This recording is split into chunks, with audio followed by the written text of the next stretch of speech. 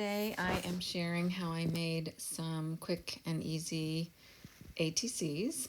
Um, I am part of a swap group on Instagram that swaps 5 ATCs every other month. And so that's just the right amount for me because I wouldn't want to do it any more than that. And it's a fun group, so I really enjoy receiving the ATCs. They come from all over the world, and it's really fun to receive that package in the mail. So I'm showing you that I bought some ATCs because even though you can cut those to the right size, I just wanted it to be easy at first and use those, and then I'll use those to make my ATCs, and then use those to kind of measure for others in the future. So I also bought these black ATCs, and they're a thick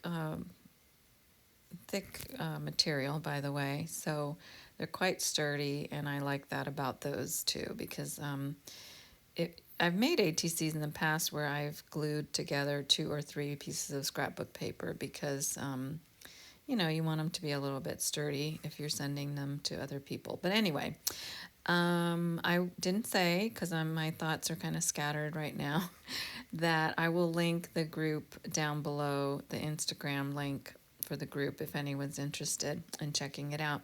So I found those bugs that I was showing a minute ago literally on the floor of by my desk. I must have dropped them when I was putting stuff away or looking through stuff. And I don't even remember where they came from, honestly. I feel like they might be a Tim Holtz thing, but I just don't know.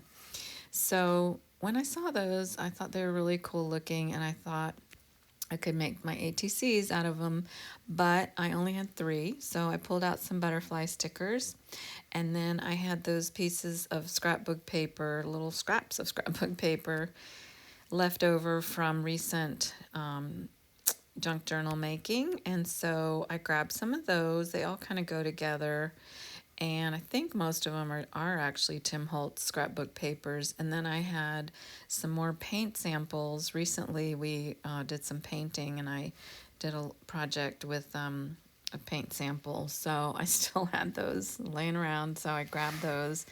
And then I have that kind of blingy, it's called ribbon there on the right that I'm showing, and now I'm showing it.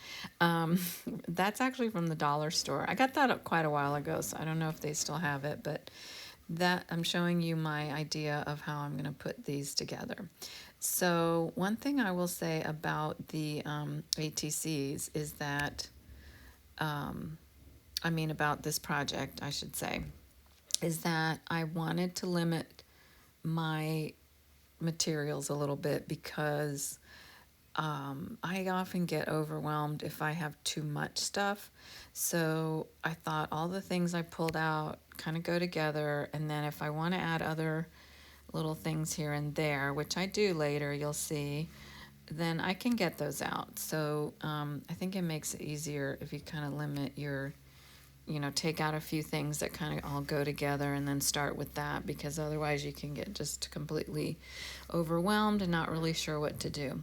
So earlier I said it was 5 ATCs, but the young woman who coordinates this group, her name is Amy. I have been making an extra one for her, and that's not necessary, but I thought it was a nice thing to do because she does all this, out of the goodness of her heart. And she has everyone send the ATCs to her, and then she sends them all out to everyone. And she coordinates all of that. That's a big, big job. So I always make an extra one for her. So I thought I would give her the one, or really she can keep any one she wants, but I was thinking to make hers a little bit different and use the black ATC. So I'm just looking through my scraps of scrapbook paper and trying to decide what little scraps I'm going to use. Now, this part is, I say this quite often when I'm working on things like this, is quite intuitive. And by the way, if you hear strange noises, we're having some work done in our house today, of course. So there's drilling and banging and all kinds of stuff in the background. Anyway, so I I just look at those and kind of get a feeling about whether they look right or not. I don't know how else to describe it. So that's what I was doing with my scrapbook paper. Then I didn't say earlier, I made some copies of some beautiful, like vintage French writing papers of some sort.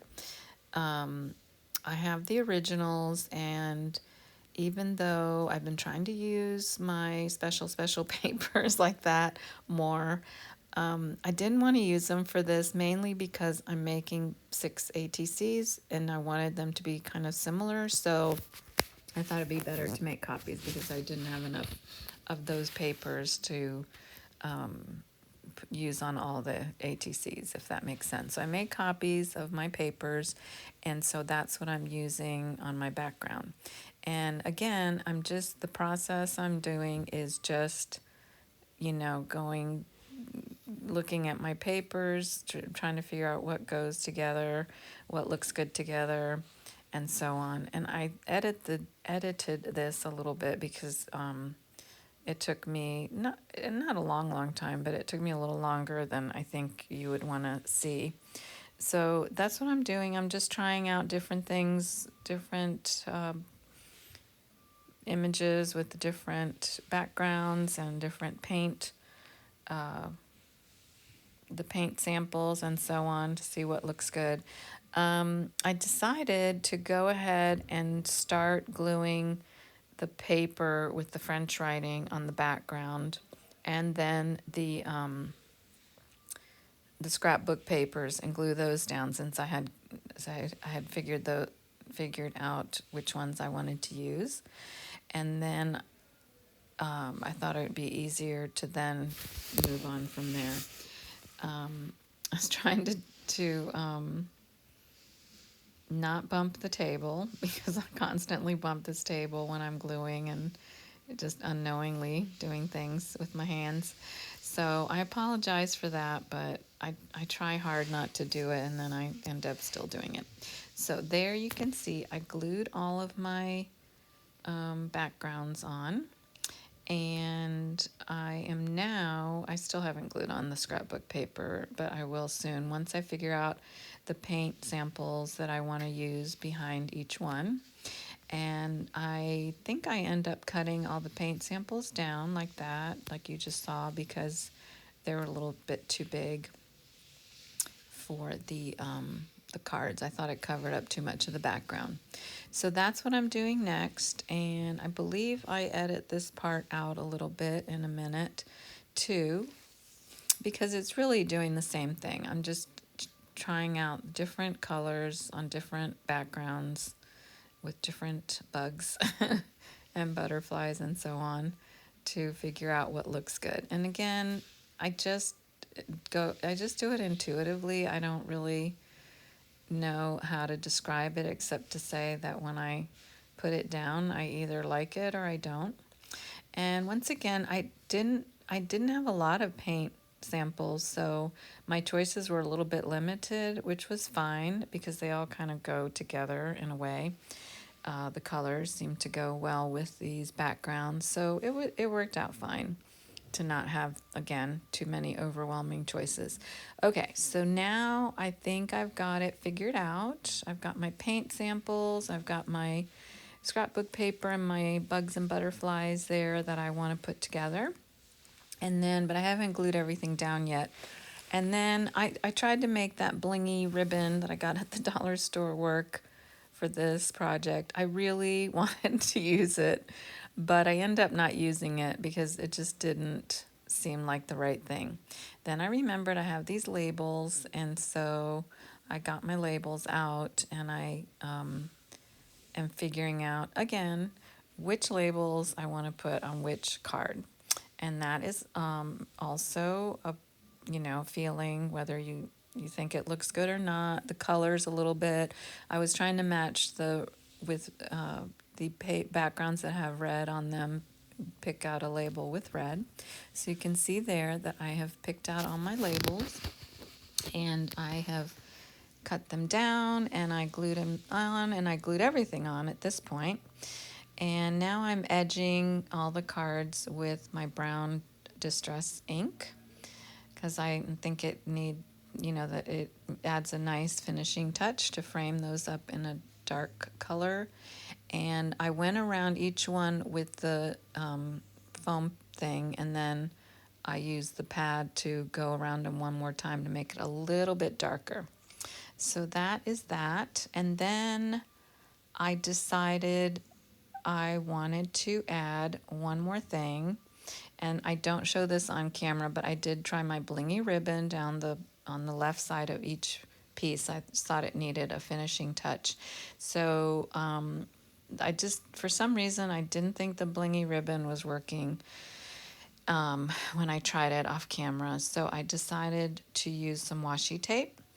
And so I got my washi tapes out that I thought would work. Most of them are narrow tapes, and I don't have a lot of those, but as you can see, you can use a wider one and then just cut it down to size. So I think I end up mostly using the narrow ones that I have.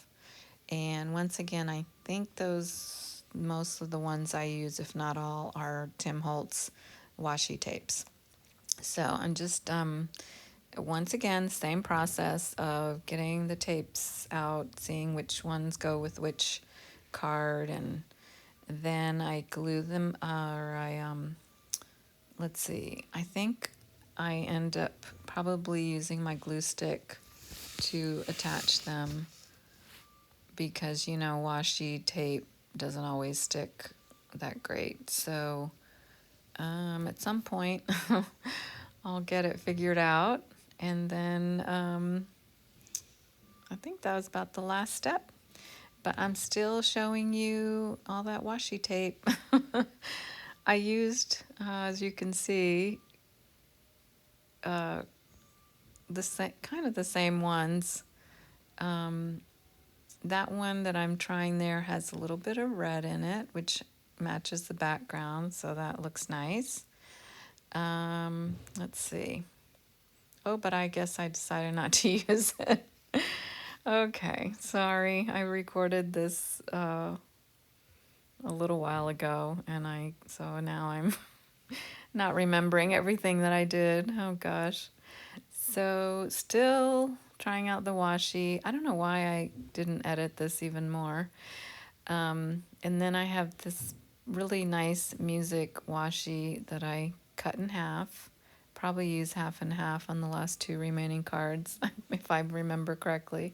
Sure. And then we're just about done. I'm back with the end results, and I'm quite happy with the way these turned out. It was a fairly quick and easy process, which is what I was looking for this month, and I'll just show you one of them.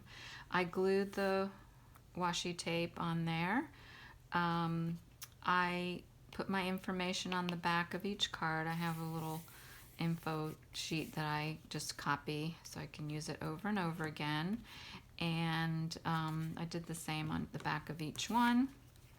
And I just noticed one of my cards didn't get trimmed properly. So you don't have to have, if you're trading ATCs, you don't have to have a little card like this. I just happen to have one that somebody sent me, the template for it. So I just use that over and over again. It's easy, but generally you want to write, if you're going to trade ATCs, you want to write your name and any info that you think is relevant to the card, just so that if the person who receives it will always be able to refer back to where they got it from or who they got it from, where it came from, that kind of thing. So that's the end of that project. I hope you enjoyed this little video, and I'll see you next time.